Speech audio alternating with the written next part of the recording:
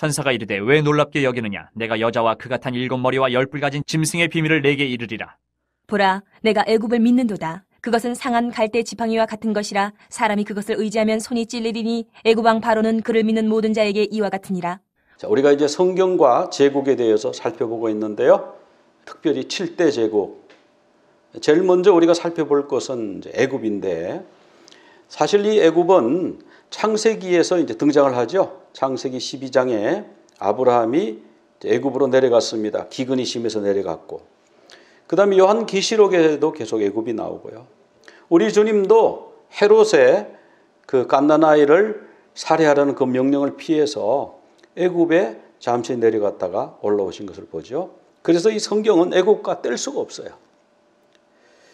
근데 이스라엘은 하나님의 백성으로 살아가고 애굽은 그 반대지요. 세상을 의미하죠. 자, 이 애굽도 참 굉장히 거대한 나라인데 큰 제국을 이룰 수가 있었는데, 그만 하나님의 백성을 내보내는 일에 불순종함으로 말미암아 10가지 심판을 받죠. 그리고 이스라엘 백성들을 추격하다가 그 군대가 홍해에 빠져 죽게 되죠. 뭐 이런 여러 가지 일들로 인해서 바벨론처럼 큰 제국으로 성장하지를 못했어요. 그러나 이스라엘과 붙어 있어서 뗄래야 뗄 수가 없는, 성경에 여러 가지로 기록이 많이 되어 있는 그런 모습이 이제 애굽인데요. 그래서 오늘은 애굽에 얽힌 이야기, 애굽은 무엇인가, 그런 것에 대해서 한번 살펴보도록 하겠습니다. 처음에 이제 이 애굽이 나오게 된 것은 갈대아 우르에서부터 이제 아브라함의 아버지 데라죠. 데라가 이제 가족을 이끌고 이제 가나안 땅으로 가려고 하다가 여기 하란이라는 곳에 머물러 있게 됩니다. 이곳에서 그 아버지가 돌아가셔요. 그 아버지는 돌아가시고 그 이들이 이제 더 가나안으로 간다고 하는 것을 생각하기가 이제 어렵게 됐죠. 그 기둥 같은 아버지가 돌아가셨으니까. 그런데 하나님이 창세기 12장 1절에 뭐라고 그러는 게 아니라, 너는 너의 고향과 친척과 아비의 집을 떠나 내가 네게 보여줄 땅으로 가라. 내가 너에게 복을 주겠다. 너는 복이 될 것이다. 뭐 이런 말씀을 쭉 이제 하셨죠. 창세기 12장 4절을 같이 한번 읽어보겠습니다. 아브라함이 여호와의 말씀을 따라 갔고 롯도 그와 함께 갔으며 아브라함이 하란을 떠날 때에 75세였더라. 자, 여기 보면 아브라함이 뭐를 따라갔어요? 하나님의 말씀을 따라서 갔습니다. 하나님의 말씀을 따라서 갔어요. 자, 우리가 하나님의 말씀을 따라 순종할 때가 있죠. 그런데 하나님의 말씀을 따라서 가나안 땅에 도착했는데 창세기 12장 10절 같이 한번 읽어보겠습니다. 그 땅에 기근이 들었으므로 아브라함이 애굽에 거류하려고 그리로 내려갔으니 이는 그 땅에 기근이 심하였음이라. 자, 여기 보니까 하나님의 말씀을 따라서 가나안에 갔는데 왜 기근이 있느냐 이거예요. 기근도 적당한 기근이면 그냥 거기서 견디겠죠. 뭐 내년 봄까지만 버틸 수 있으면 되겠다. 그러면 애굽에 내려갔겠습니까? 근데 여기 보면 그 땅의 기근이 심하였다. 먹을 게 없었다. 완전히 땅이 바짝바짝 말라가지고 곡식을 추수할 수도 없고 너무너무 기근이 심했더라 이거예요. 그래서 아브라함이 애굽으로 내려갔어요. 애굽에 거류하려고, 애굽에 살려고 아예, 그죠? 애굽으로 내려간 거예요. 그런데 자, 여기서 우리가 보면 아브라함이 하나님의 인도하심을 받진 않았어요. 여기 보면 그냥 자기가 생각할 때 하나님이 이 땅을 주신다고 하셨는데 보니까 여기는 기근이 너무 심해서 잘못 온 것 같아. 하나님의 음성을 잘못 들은 거 아닌가? 혹시 애굽을 말씀하신 거 아닌가? 저기 가면 물이 많은데 나일강이 항상 마르지 않고 흘러내려서 거기서 집 짓고 살면 거기 뭐 얼마든지 곡식이 풍성한데 그래서 애굽을 동경해서 애굽으로 갔다. 우리가 여기서 이제 생각해 볼 게 뭐냐? 하나님은 애굽으로 가라고 하시지는 않았어요. 그런데 왜 하나님이 가라는 곳으로 갔는데 기근이 있냐 이거예요. 이스라엘 백성도 동일한 경험을 합니다. 홍해를 건넜어요. 자, 홍해는 도저히 건널 수 없는 것이죠.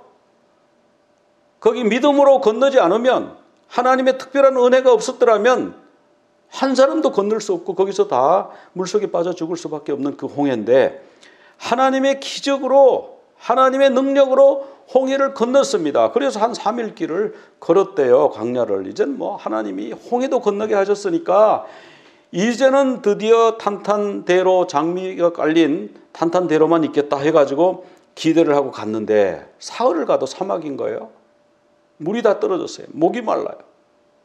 그런데 저기 보니까 물샘이 있어요.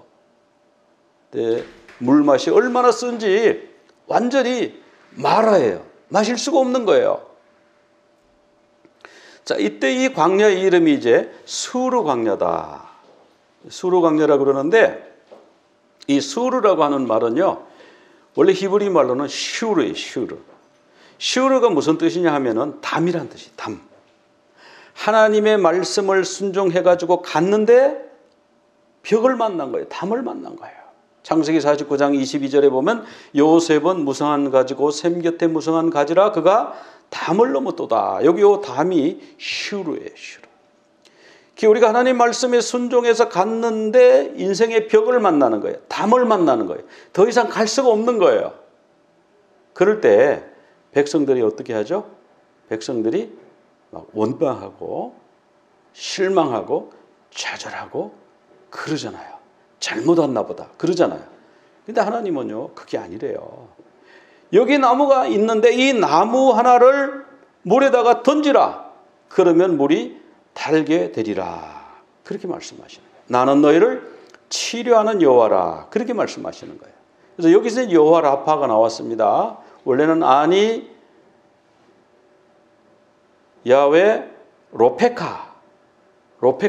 너의 치료하는 하나님. 자, 이렇게 돼 있는데, 자, 우리가 가면 예수 믿고 하나님 말씀 따라 순종하고 그 길을 나가면은 아무 장애물이 없어야 되는데요. 장애물이 나올 때가 있어요. 벽을 만날 때가 있어요. 담벼락을 만날 때가 있어요. 근데 그때 내가 잘못 왔나 봐. 내 방법으로 해결해야지. 그게 아니라 여기 나무 하나를 던져라. 나무 던져서 물이 달아지겠습니까? 샘물인데. 근데 하나님은 그 방법을 쓰시는 거예요. 이 나무가 바로 예수 그리스도예요. 예수 그리스도가 우리 모든 문제의 해결자라고 하시는 말씀이죠. 그 다음에 이들이 이제 그 일을 겪고 나서 신광야에 갔잖아요. 이때가 벌써 한 달 됐어요. 둘째 달 15일이니까 1월 15일 날 출발했잖아요. 1월 14일이 6월절이고 1월 15일 날 출발해서 이제 홍해를 건너고 수르 광야를 건너서 신광야 이제 한 달이 됐습니다. 한 달. 한 달쯤 되고 나니까 이 사람들이요. 고기 생각도 나고 떡 생각도 나고 이게 뭐냐, 한 달 동안 이게 뭐냐, 하나님은 왜 해변가로 그 위로 좋은 길 놔두고 왜 이런 밑으로 어디로 가는지 알지도 못하고 왜 이런 길로 구름기둥 불기둥으로 인도하시나, 그래가지고 이 이스라엘 백성들이 불평을 하기 시작한 거예요. 그때 하나님이요 그들에게 만나를 내려주시고 그때 매출하기를 보내주시는 거예요. 근데 이 신광야가 무슨 뜻이에요? 신광야는 가시란 뜻이에요. 가시. 우리 인생의 가시를 만날 때 또 우리가 막 원망하고 하는 것이 하나님 앞에 가시로 찌르는 거예요. 하나님 이게 뭡니까? 이런 거, 그 가시. 네, 하나님은 여기서 뭘 가르쳐 주시고 싶어 하냐면 너희들이 출애굽한 것이 잘 먹고 잘 살려고 출애굽한 것이 아니다. 요한복음 6장 27절에 보면 썩을 양식을 위하여 일하지 말고 영생하도록 있는 양식을 위하여 하라. 영생하도록 있는 양식, 예수 그리스도를 위해서 일하라는 거죠.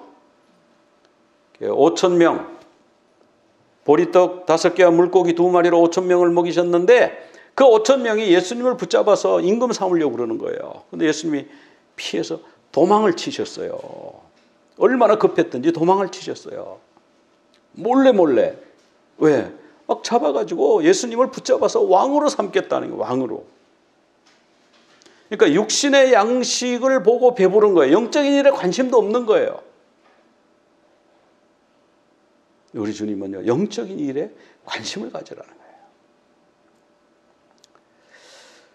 그리고 이제 이 애굽에 대해서는 하나님이 아브라함에게 미리 알려주셨죠. 아브라함과 이제 언약을 맺는데 하나님이 거기 뭐 3년 된 암염소, 뭐 수량 뭐 이렇게 쭉 해서 고기를 쪼개놓고 이제 언약을 맺으시는 거예요. 그때 아브라함이 깜빡 잠이 들었어요. 그때 솔개가 막 내려와서 막 쫓았다. 이런 내용이 나오지 않습니까? 근데 그때 하나님이 나타나셔가지고 아브라함에게 뭐라고 그러냐면 너는 반드시 알아라. 이게 굉장히 중요한 얘기다. 너의 자손이 이방에서 계기될 날이 올 것이다. 그래서 그 이방 민족을 섬기게 될 것이다. 그리고 400년 동안 그들이 너의 후손들을 괴롭힐 것이다. 그러나 내가 그들을 징벌하고 내 자손이 많은 재물을 끌고 나오도록 할 것이다. 창세기 15장 16절에서 또 강조하세요. 내 자손이 4대 만에 이 땅으로 돌아오리니. 자, 그때는 그 이방 민족이 누군지 몰랐어요. 그런데 나중에 보니까 그 이방 민족이 애굽이었던 거예요. 애굽. 근데 아브라함은 애굽에 내려가서 가정에 굉장한 어려움이 왔죠. 애굽에 내려갔더니 먹을 거는 있는데 어떤 문제가 있습니까? 자기 아내가 너무너무 미녀라. 그래가지고 누가 나를 죽이고 아내를 뺏어가면 어떡하나 그래가지고 자기 아내를 여동생이라 그랬죠. 누이동생이라 그랬죠. 그래가지고 애굽 왕 바로가 여기서 어디 외국에서 굉장히 미녀가 하나 왔다는 소문을 듣고 그냥 부랴부랴 결혼식을 했죠. 잔치를 하고 막. 그리고 아브라함에게는 막 선물을 많이 준 거예요. 이게 지참금, 신부를 데려오는 지참금을 잔뜩 주고 아브라함이 그걸 받아가지고 막. 근데 그 기쁘겠어요? 마음이 얼마나 괴롭겠습니까? 자기 아내는 지금 어떻게 됐는지는 뭐 잠이 왔겠어요? 근데 하나님이 그걸 막아주셨잖아요. 막아주고 나중에 알고 보니까 그 가정에 여러 가지 문제가 생겼는데 그것은 남의 아내를 데려왔기 때문에 그렇습니다. 이 사람은 본래 그 남편이 있는 여자였습니다. 그래가지고 바로가 아브라함을 불러가지고 막 뭐라 그러죠. 아브라함이 아주 단단히 망신을 당하죠. 데려가라고. 그래 데려갔어요. 그런데 지참금은 그냥 가지고 와 그거. 그리고 나 필요 없어. 난 많어. 그래가지고 아브라함이 어쨌든 사라 덕에 지참금을 많이 얻어가지고 그래가지고 이제 나온 걸 알 수가 있습니다. 그래서 아브라함은 애굽에 내려갔다가 그런 큰 고통을 이제 겪었고요. 이삭도 보면은 아버지를 닮았어요. 그래가지고 이삭도 지금 아버지하고 지금 똑같은 길을 가려고 그러는 거예요. 또 흉년이 들었어요. 자, 아브라함 때에 첫 흉년이 들었어요. 창세기 26장 1절에 보면 아브라함 때에 가서 어마어마한 흉년이 들어가지고 아브라함이 애굽에 내려가서 그 고초를 겪고 그러나 어떻든 재물을 또 얻어가지고 올라왔는데 이번에 또 흉년이 든 거예요. 이삭 때. 그러니까 이삭이 와 흉년이 이거 너무 심하다. 그래가지고 이웃 동네로 이제 갑니다. 그 이제 지도를 보여드릴게요. 여기로 가요. 여기. 요 밑에 브헬라헬의 요 근처에 살았다고 보는 겁니다. 그런데요, 이쪽으로 지금 갔어요. 이쪽은 뭐냐 하면 거기 아마 농사 짓는 데가 많은 것 같아요. 거기 좀 물도 있고. 근데 거기는 이미 다른 족속이 살고 있는 거예요. 블레셋 왕이 살고 있는 거예요.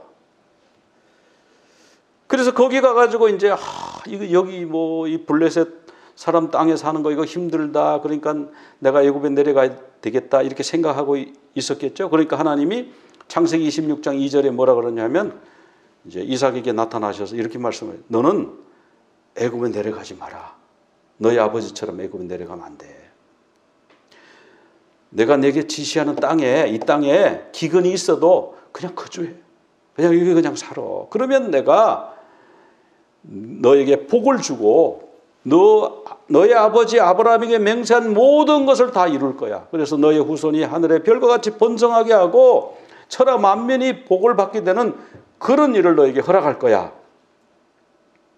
그래서 하나님의 말씀을 듣고 이삭은 그냥 그 아래 거주했어요. 하나님이 그 말씀 안 하셨으면 이삭이 애굽에 내려갔을 거예요. 틀림없이 내려갔을 거예요.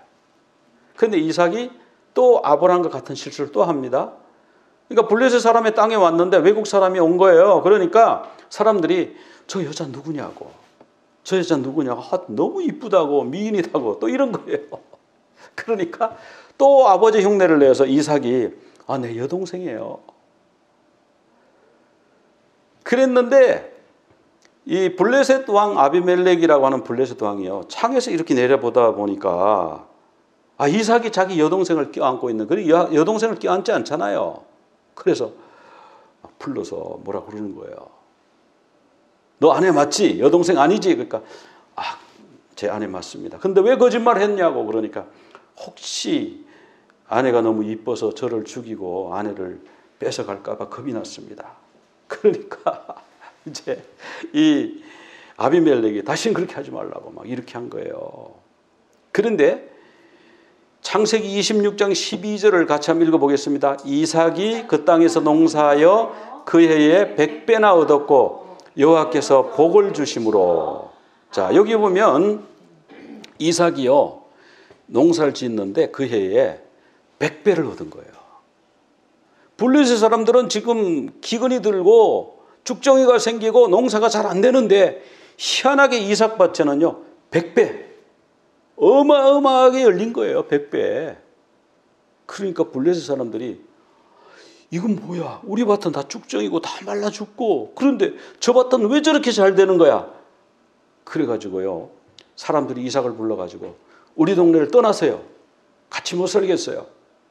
그래서요 이삭이 그 동네를 떠납니다. 자, 하나님의 말씀에 순종했더니 어떻게 됐어요? 100배나 잘 됐어요. 100배나. 이삭은 하나님 말씀에 순종해서 거기에 머물렀어요.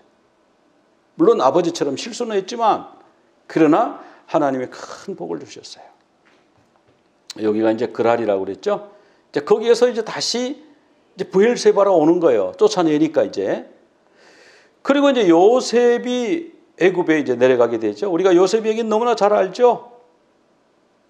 꿈 얘기했다가 꿈 얘기뿐만 아니라 원래 그 집이 그래요. 그 집에 엄마가 넷이나 있었기 때문에 그냥 형제들이 많아가지고 서로 지금 시기 질투하고 그런 상황에 거기다 꿈 얘기해서 내가 왕이다 그러니까 형들이 얼마나 미웠겠어요. 그래서 노예로 팔아버리는 거예요.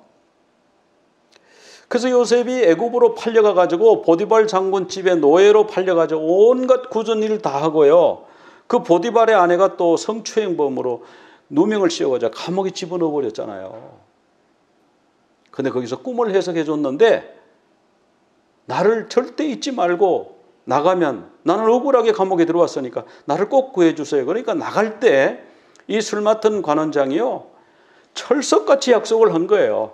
아 그럼 여부가 있나. 내 꿈을 이렇게 해석해 주고 이렇게 잘 맞췄고 그런데 내가 들어보니까 넌 정말 잘못이 없어. 그러니까 내가 잘 얘기해서 너 해방시켜 줄게. 보디발 장군도 결국 바로 왕의 신하야. 내가 바로 왕하고 훨씬 가깝거든. 술 따르는 사람이니까 바로 왕한테 얘기해갖고 보디발 너 그 집에 있는 그 히브리 노예 그 사람 아무 잘못 없다고 그러더라. 좀 풀어줘라. 이렇게 내가 틀림없이 할게. 근데 그렇게 했나요? 까맣게 잊어버린 거예요. 그러니까 그 얼마나 배신감 느끼고 얼마나 억울하고 힘들고 그런 상황에 시간을 쭉 보내다가요. 바로가 이제 꿈을 꾼 거예요. 그래서 바로 이 꿈을 해석할 사람이 이제 요셉밖에 없는 거예요. 그 술관원장이 딱 들으니까 아 이거 해석할 사람은 저 감방에 있는 요셉이구나. 아 내가 그거 잊어버렸네. 그래가지고 꿈을 해석하고요. 국무총리가 됐잖아요. 7년 기근을 해결했잖아요. 그 형들이 양식 사러 왔다가 요셉이 그들을 알아보게 되었고 형들을 용서하고 아버지를 모셔오잖아요. 이렇게 해서 이제 애굽으로 들어오는 거예요. 그러니까 아브라함이 애굽으로 갔던 거는 하나님의 허락하심이 아니에요. 애굽 가는 것 자체가 하나님의 뜻이다 아니다 이렇게 생각하면 안 돼요. 아브라함이 가는 거는 하나님 뜻이 아니었어요. 이삭이 가는 거는 하나님 뜻이 아니었어요. 그러나 이제 이 요셉 때에 야곱의 가족이 애굽으로 가는 거는 하나님의 계획입니다.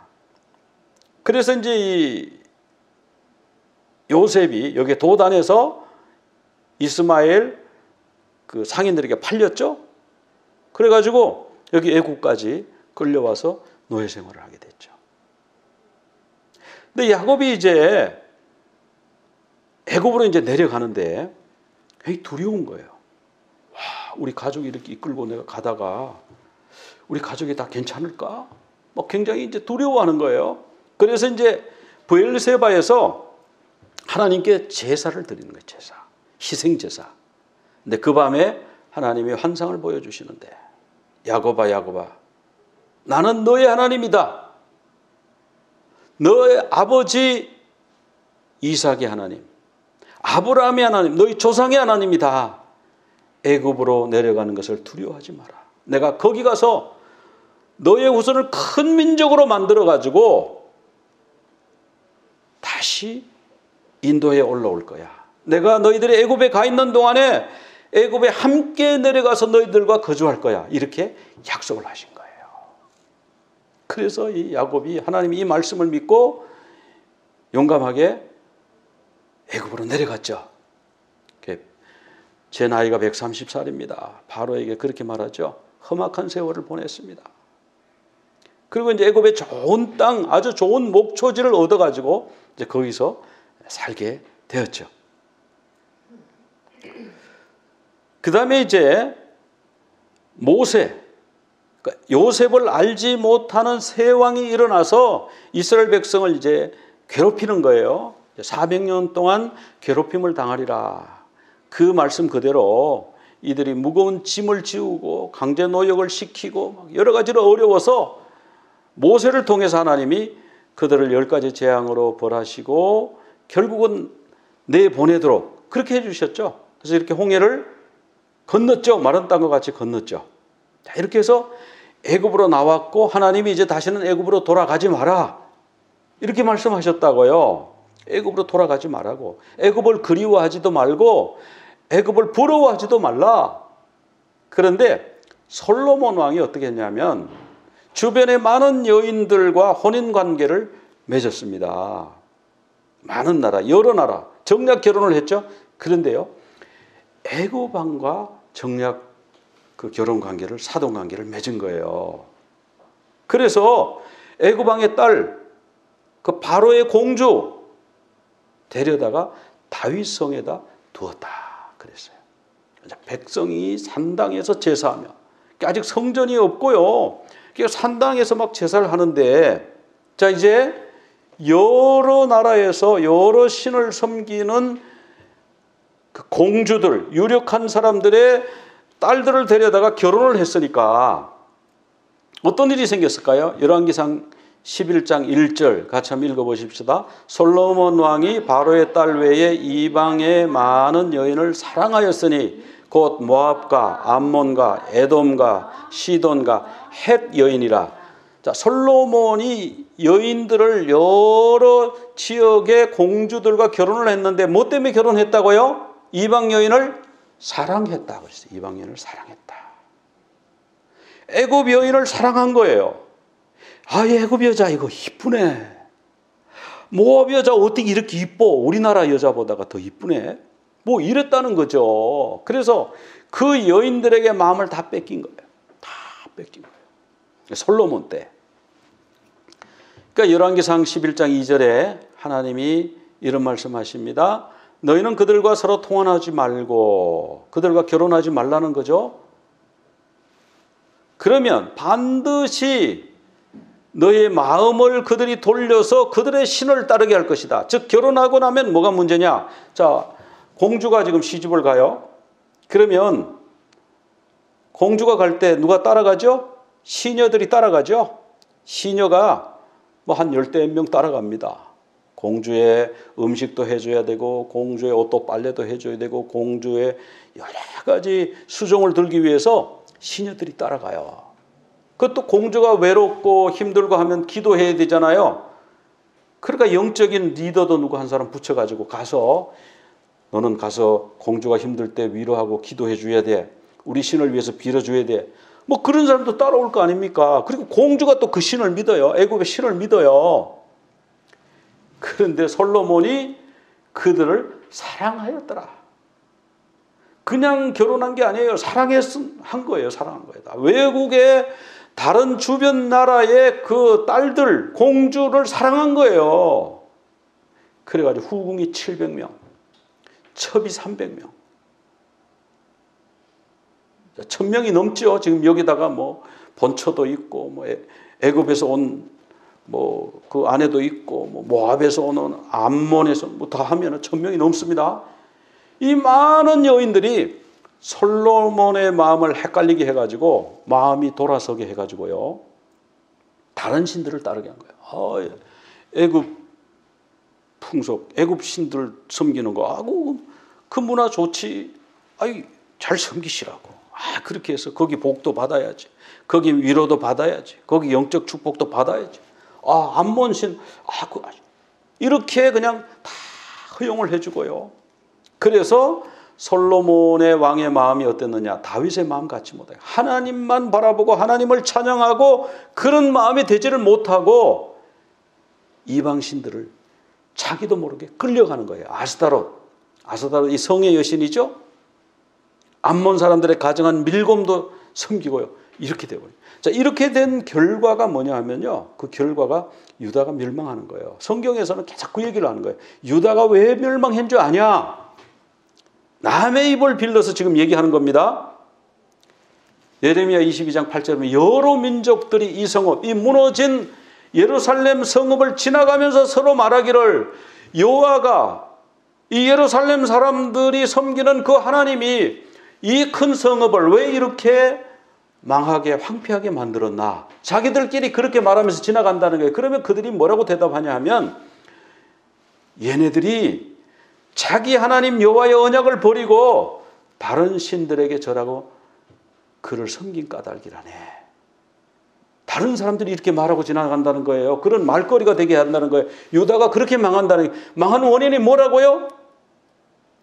뭐 기근이 들어가지고요. 병이 걸려가지고요. 외적이 침략해가지고 그렇게 망한 게 아니고 하나님의 언약을 버렸기 때문에 하나님을 떠나서 다른 신들을 섬겼기 때문에 그들이 철저하게 처절하게 황폐하게 망했다. 그것이 결론입니다. 그래서 그것이 어디서 왔느냐? 솔로몬이 애굽의 공주하고 결혼해 버렸잖아요. 암몬의 공주하고 결혼해 버렸잖아요. 모압의 공주하고 결혼해 버렸잖아요. 그래서 이제 마지막 가장 선한 왕이 누구였냐면 마지막 시대에 정말 악한 왕들이 많았는데 이 마지막 16대 왕이 요시야라고 하는 왕이 참 선한 왕이에요. 이 왕은 너무너무 아까워요.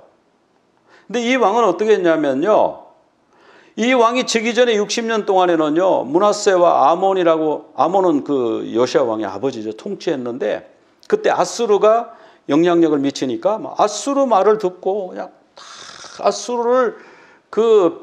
아수르한테 분노를 일으키지 않기 위해서 아수르한테 잘 보이려고 여호와 신앙을 떠나가지고 너무 이상한 것을 많이 하고 완전히 나라를 그렇게 영적으로 황폐하게 만들었는데 이 요시야가 8살에 즉위를 했습니다. 그리고 16살에 다윗의 하나님에 대한 믿음을 가졌어요. 자, 다윗의 마음, 하나님이 다윗을요 너무너무 사랑했어요. 다윗은 내 마음에 합한 자라 그러시잖아요. 이 마음에 합한 이 다윗의 마음을 16살 때 이 요시야가 갖게 된 거예요. 얼마나 귀해요. 그리고 20살 때는요 유다와 예루살렘을 정화시키는 거예요. 그 우상들을 다 없애고 이렇게 하는 거예요. 그리고 20살 될 때는 이걸 다 이제 전부 우상을 다 부셔서 가루로 만들어 가지고 버렸다 이런 말씀이 나와요.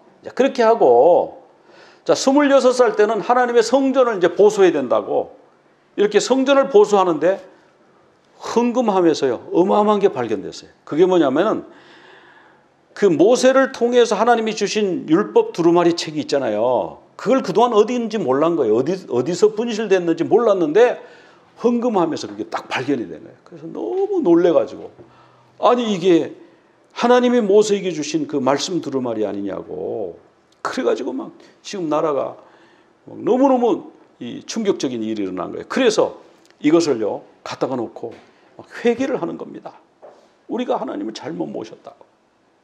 그래서 이제는 하나님 앞에 언약합니다. 31절에 대하 34장 31절에 보면은 언약을 써 마음을 다하고 목숨을 다하고 여호와를 순종하고 그 계명과 법도와 율례를 지켜서 이 책에 기록된 말씀대로 살겠습니다. 이게 뭡니까? 신명기 6장 4절에 쉐마대로 살겠습니다.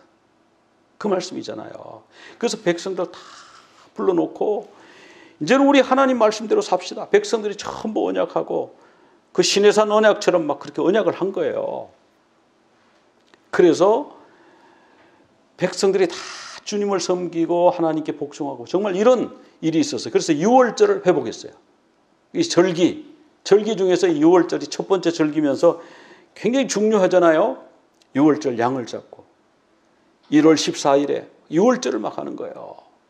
얼마나 훌륭한 왕인데 근데 이 왕이 전투에서 죽었어요. 그 전투는 나갈 필요가 없는 건데 죽었어요.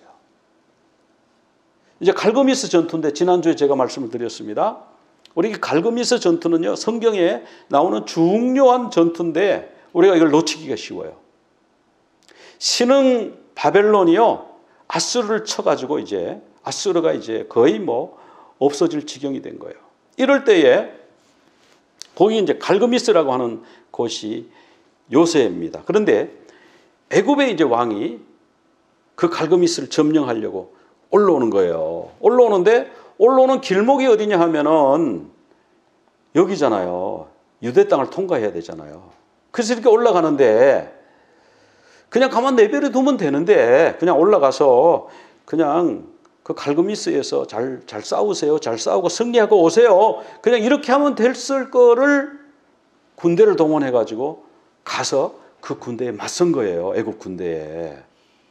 왜 그렇게 했을까요? 이렇게 훌륭한 왕인데 정말 다윗의 하트를 가진 왕인데 그래서 이 전투에서 그만 그 애국 병사의 화살을 맞고 죽게 되잖아요. 자, 이 왕이 살았어야 돼요. 이 왕이 죽으면서부터 유다는 이제 완전히 망하기 시작하는 겁니다. 멸망의 길로 가는 겁니다. 왜냐하면 그 이후로는 이런 왕이 나올 수가 없어요. 이마만한 신앙에 이마만한 경륜을 가진 이런 왕이 나올 수가 없는 거예요. 그러면 하나님은 왜 이렇게 훌륭하고 좋은 왕을 데려가셨을까? 지난주에 어떤 군사님이 질문을 하셨어요. 요시야 왕이 왜 전투에 왜 나갔을까요? 안 나갔으면 됐는데 그냥 애굽 왕이 우리 땅을 통과하셔야 된다고요. 여기 양식이 좀 있습니다. 양식 좀 보태드리겠습니다. 물이 필요하시죠? 물도 좀 주고. 포도주 필요합니까? 좀 주고. 잘 가서 싸우고 승리하고 오세요. 이랬으면요, 애굽 왕이 얼마나 이뻐했을까요? 근데 군대를 가지고 딱 나가가지고요, 못 가! 이렇게 막으니까요, 애굽 왕이 왜 그래? 하나님이 여기 치고 오라고 그랬어. 너 하나님 말씀 들어야 하잖아. 그런데 무슨 하나님 말씀? 안 들을 거야. 그래가지고 싸운 겁니다. 그래서 죽었어요. 근데 예레미야 22장 10절에 보면 이런 말씀이 나와요. 너는 죽은 자를 위하여 울지 말래요. 지금 요시야 왕 죽었다고? 이거 아무것도 아니야. 이제 왕이 애굽으로 끌려갈 걸. 여호와서 끌려가지. 그 끌려가는 왕을 위해서 울어. 이제부터는 너희들이 멸망의 길로 들어서는데 막을 방법이 없어. 왜? 우상을 너무너무 숭배하고 이제 죄악이 그 한계까지 찬 거예요. 그래서 하나님이 이제 손보기로 작정했어. 그러니까 요시야 왕 죽었다고 울지 마라. 그 사람 잘 간 거야. 하나님이 때가 돼서 데려간 거야. 이 나라 망하는 꼴을 어떻게 봐, 그 귀한 왕이. 그러니까 너희들은 요시야가 그만큼 살고 그만큼 하나님의 충성하고 갔으니까 그는 복 있는 왕이었다. 그러니까 울지 마라. 이제 잡혀간 자 여호아스를 위해서 울어라. 이제 잡혀간 그 아들을 위해서 울어. 이렇게 말하는 거예요. 그러면서 뭐라 그러는 게 아니라 이제 그는 다시는 애굽에서 이리 돌아오지 못할 거야. 애굽에서 죽을 거야. 정말 애굽에서 죽었습니다.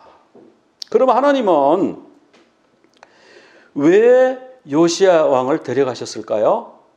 하나님이 이제 유대를 멸망시키기로 작정하셨다는 거예요. 그래서 선한 왕을 데려가신 거예요. 그 살아서 그걸 못 보잖아요. 그리고 또 하나님한테 하나님 차라리 저를 죽여주시지 왜 이스라엘 이렇게 고통을 당합니까? 모세처럼 기도하면 하나님이 이거 어떻게 하지? 이거 사랑의 하나님이 곤란하신 거예요. 그러니까 요시야 너 먼저 와라. 그러고 이제부터는 이제 마지막 멸망의 길로 마구마구 달리기 시작합니다. 그리고 또 실제로 요시야 왕이 말년에 국제 정세를 잘 몰랐어요. 바벨론하고 붙어야 된다.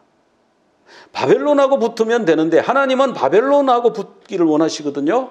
그래서 하나님은 바벨론 밑에 너희들이 한 70년 들어가 있다가 바벨론이 너희를 잘 보호해 준 다음에 다시 여기 데려오면 돼. 그런데요, 아니라고 생각한 거예요. 국제 정세를 잘 몰랐던 거예요. 애굽을 의지하고 애굽에 대해서 어떻게 하는 마음이 있었던 거예요. 그러니까 하나님의 뜻이 무엇인지 이런 걸 잘 몰랐다. 그래서 아수르가 이제 바벨론에 멸망했죠. 바로 누구 애굽에 바로 누구가 갈굼에서 출전하죠. 그러니까 요시야도 출전했죠. 하나님의 뜻은 우리 군대를 막지 말라는 것이다. 그런데 요시야가 변장하고 전쟁터에 나갔다가요, 화살 맞고 죽었어요. 요시야가 죽으니까 이제 바로 누구는 전쟁터로 올라갔고 자체에서 그 아들을 왕으로 세웠습니다. 근데 3개월 왕으로 등극한 지 3개월 됐는데 바로 누구가 갈굼미스 전투에서 바벨론하고 에집트 군대하고 지금 강 하나 사이를 두고요, 서로 딱 그 정체 상태에 있는 거예요. 바벨론 군대가 넘어오지도 못하고 애굽이 바벨론을 치지도 못하고 딱 정체 상태로 있으니까 이 바로가 거기 군대를 딱 진주시키고 자기는 다시 나라로 얼른 돌아가야 되잖아요. 돌아가는 길에 즉위한 지 3개월 밖에 안 된 왕 여호아스를 애굽으로 끌고 가버린 거예요. 이 사람이 여호아스입니다. 3개월 만에 애굽에 포로로 끌려갔어요. 그리고 하나님 말씀대로 다시는 이 땅을 보지 못하고 거기서 죽는 겁니다. 그래서 이 전쟁이 이제 1차 갈굼미스 전투인데요. 609년 돌아가면서 여호아스를 끌고 가고 그 다음에 너 이리 와, 너 왕해. 그래서 세운 사람이 누구냐면은 여호야김이에요. 너 왕시켜 줄 테니까 우리한테 금하고 은 바쳐. 그렇게 해서 은과 금을 많이 바쳤습니다. 그리고 이거 가지고 부족해 더 바쳐. 그래가지고 백성들한테 할당을 했어요. 누구 얼마, 누구 얼마, 누구 얼마. 이렇게 해서 그걸 징수를 했어요. 자, 여기가 이제 갈그미스고요. 여기 이제 바벨론 이쪽으로 올라가고 또 이집트는 이쪽으로 올라가고 이렇게 이제 전투가 붙었죠. 그 여호야김이 왕이 되어가지고 조공을 바쳤는데 아버지처럼 선하지가 못했다. 11년 왕으로 있었는데 악을 행했다 그랬습니다. 이 사람이 이제 여호야김 왕이죠. 자, 그 다음에 두 번째로 갈그미스 전투가 다시 일어나는데요. 여호야김 왕 넷째 해에 느부갓네살 왕에게 애국 군대가 패하게 됩니다. 근데 그 패하게 된 것은 그 느부갓네살 장군이죠. 그때는 느부갓네살 장군이 애국 군대를 기습해 버린 거예요. 그러니까 애국 군대가 막 이제 흩어지게 됐고, 그래서 이들을 쫓아서 하맛까지 추격해 내려온 거예요. 근데 거기서 아버지 부왕 나보폴라살이 죽었다는 얘기를 듣고 다시 바벨론으로 돌아가서 장례를 지내고 자기가 이제 왕이 돼 가지고 애굽을 다시 쳐 내려가는 겁니다. 그래서 애굽을 완전히 정벌하게 되는 거예요. 그래서 이제 유다는 자연히 바벨론 군대 아래 들어갔죠. 그러니까 여호야김이 애굽 사람이 세운 왕이에요.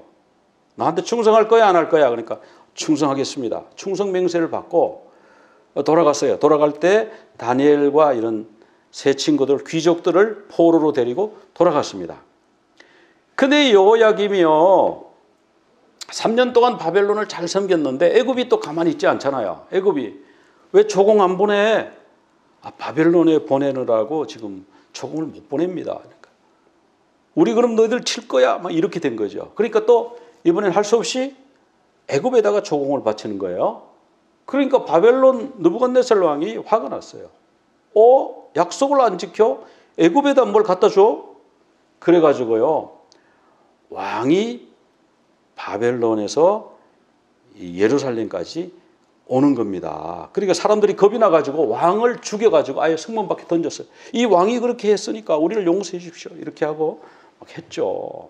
그게 성경에 이제 기록된 그대로입니다.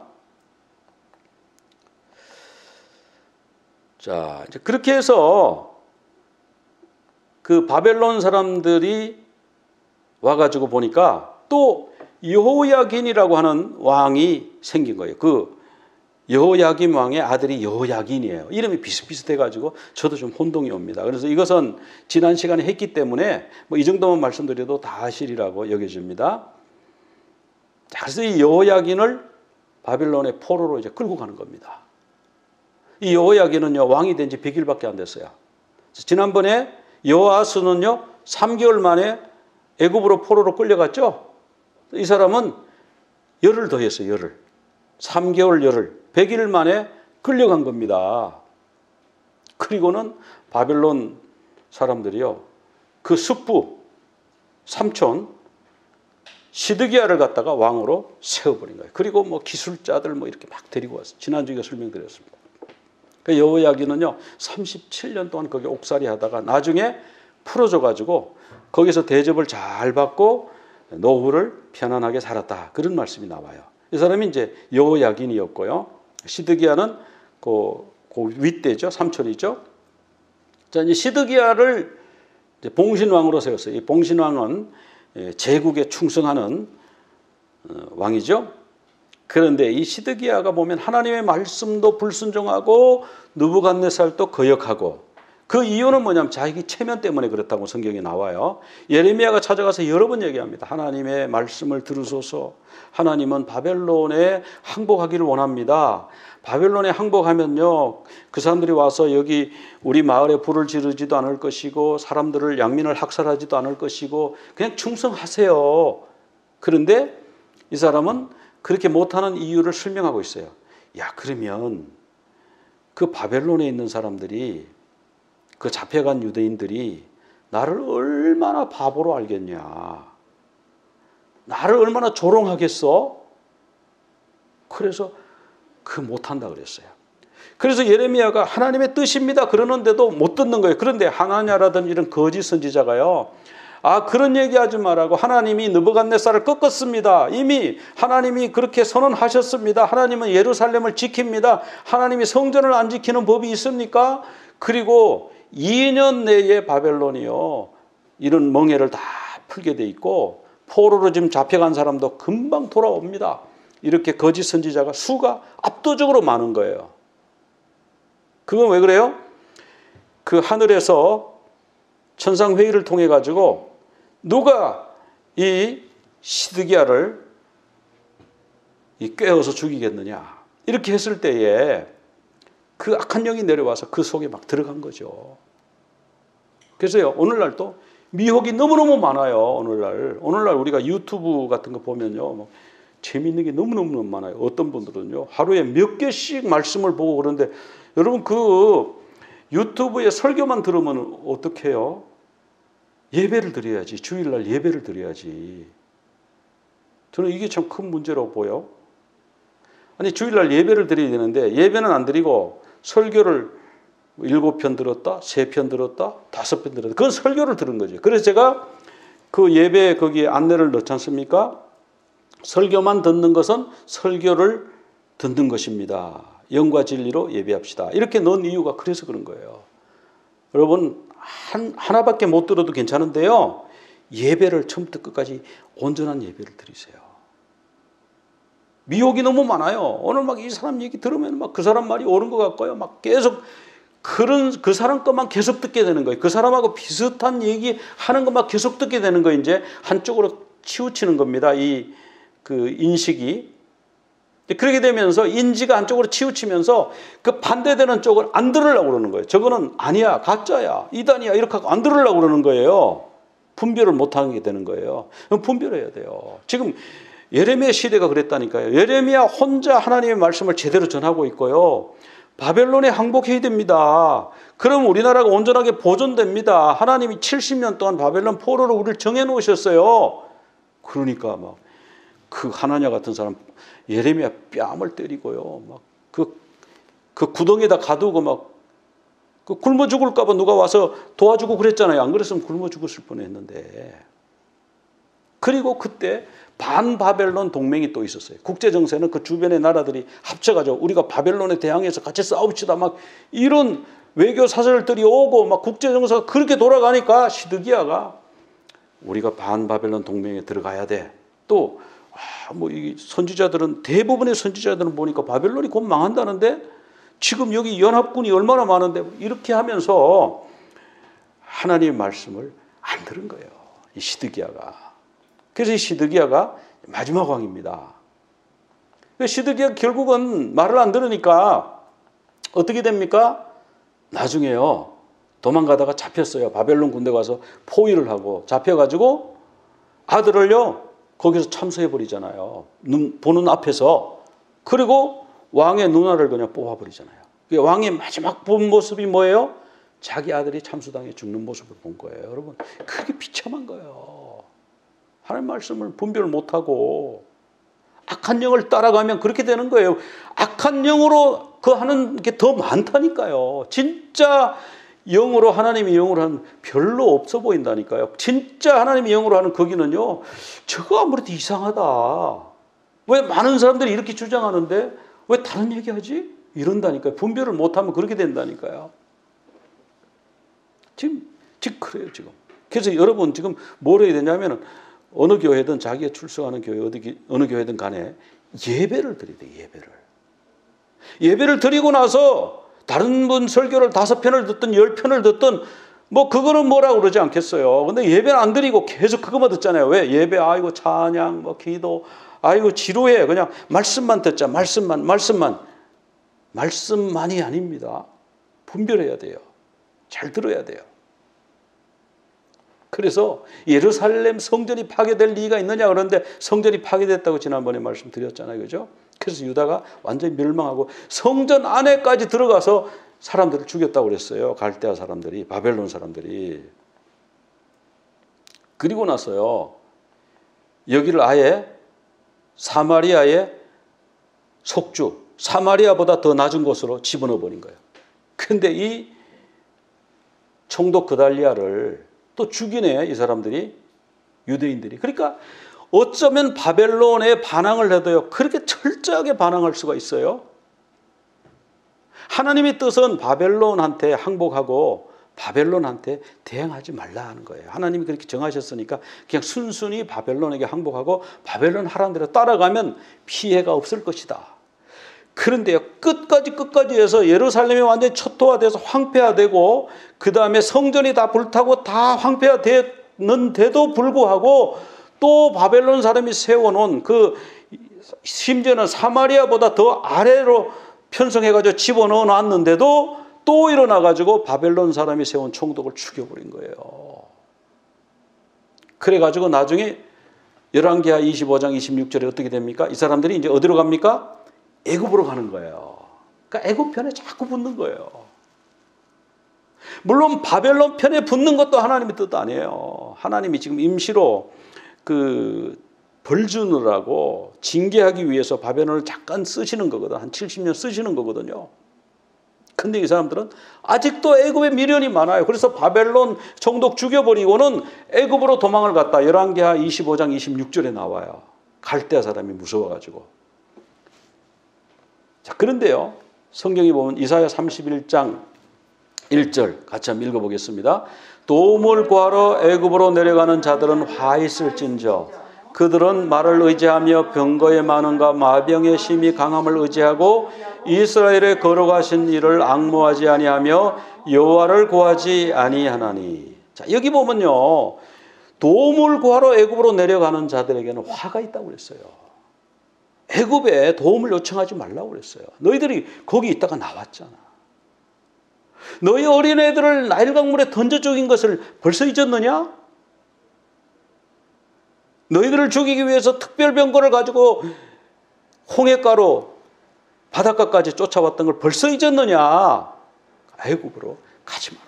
거기에 애굽의 애굽의 군사력, 애굽의 경제력, 그거 강하다고 그거 의존하지 말라. 하나님을 바라보라. 하나님을 구해라. 하나님은 그렇게 말씀하시는 거예요. 이사야 36장 6절에 네가 애굽을 믿는다. 그 애굽은 상한 갈대다. 그 상한 갈대를 네가 의지하면 너 손이 찔려 피가 날 거야. 애굽왕 바로는 바로 상한 갈대야. 바로를 내가 바로와 악수하지 화해의 손을 잡지 손이 찔려서 피가 날 거야. 그러니까 애굽을 믿지 마. 나를 믿어. 하나님을 믿어. 근데 자꾸만 사람들이 애굽을 믿는 거예요. 그럼 그 애굽이 오늘 우리에게도 뭐 의미가 있어야 되잖아요. 그 옛날의 애굽 말고 오늘 우리에게 애굽은 뭡니까? 요한일서 2장 15절에서 17절 같이 한번 읽어볼까요? 이 세상이나 세상에 있는 것들을 사랑하지 말라. 누구든지 세상을 사랑하면 아버지의 사랑이 그 안에 있지 아니하나니 이는 세상에 있는 모든 것이 육신의 정욕과 안목의 정욕과 이생의 자랑이니 다 아버지께로부터 온 것이 아니요 세상으로부터 온 것이라. 이 세상도 그 정욕도 지나가되 오직 하나님의 뜻을 행하는 자는 영원히 거하느니라. 자, 이 세상에 있는 모든 것. 자, 솔로몬이 애굽의 공주를 사랑했다 그랬죠. 애굽의 공주를 사랑해가지고 애굽 공주가 믿는 신을요 용인해 줬어요. 그래 같이 가서 또 섬겼어요. 왜? 애굽 여인을 사랑했기 때문에. 암몬 여인을 사랑했어요. 오, 너무 예뻐.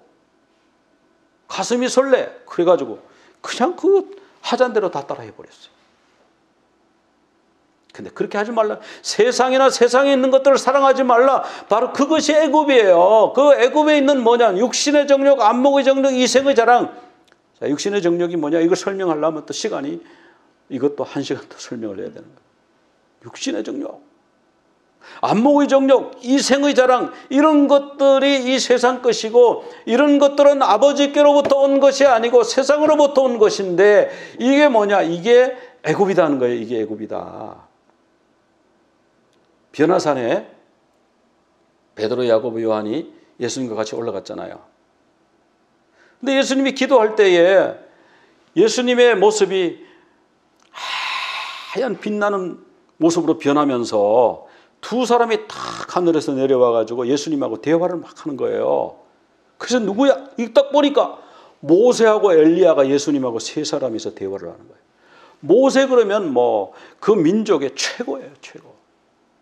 모세가 토라, 모세오경 썼잖아요. 모세가 이스라엘 백성들을 다 구원해냈잖아요. 민족의 구원자, 최고의 지도자, 영적 지도자이면서 동시에 정치적 지도자고요. 모세만한 사람이 어디 있어요, 이스라엘 역사에, 그 조상들 중에. 그러니까 그런 분이, 막 그런 대단한 분이 예수님하고 또 대화를 하네요. 또 그 옆에 엘리야는 또 어떤 사람이에요? 엘리야는 선지자 중에 최고봉 아닙니까? 엘리야가 와서, 그러니까 막 너무너무 황공한 거예요. 그런데 그들이 예수님과 무슨 대화를 나누는가 잘 들어보니까 별세, 예수님이 별세한대요. 그런데 어디서 별세하냐 보니까 예루살렘에서 별세한대요. 별세가 뭔 뜻인가? 별세가 뭔 뜻인가?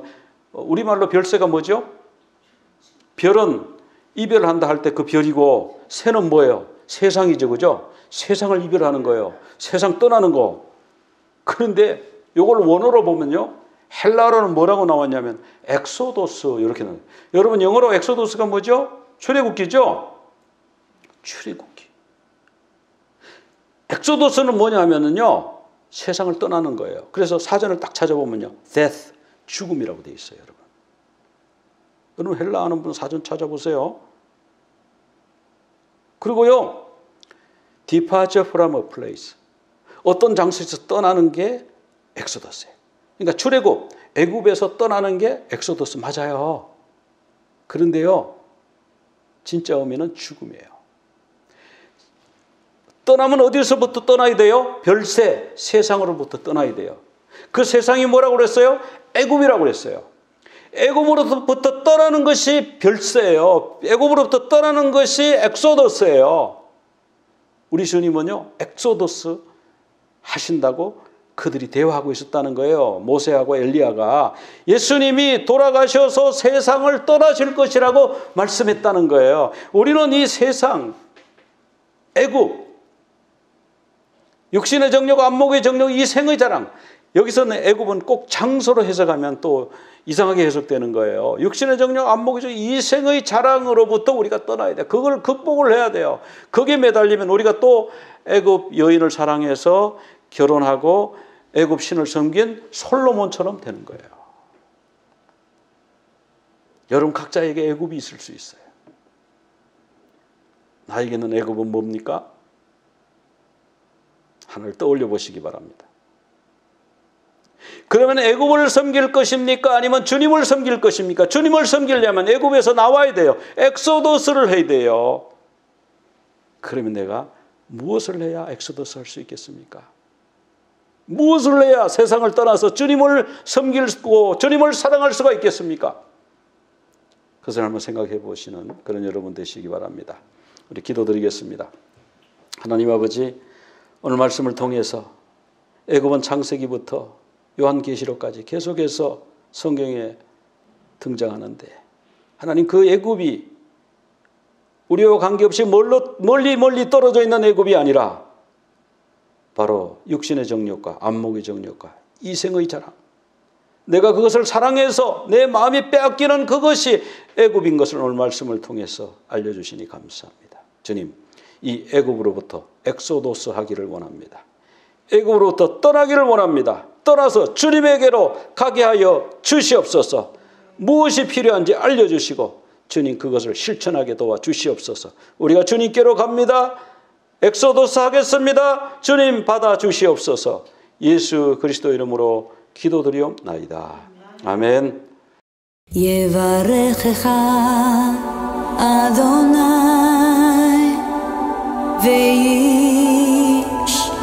וישמרך, יאר אדוני פניו אליך והוניקה, יישא אדוני פניו אליך ויעשה לך שלום.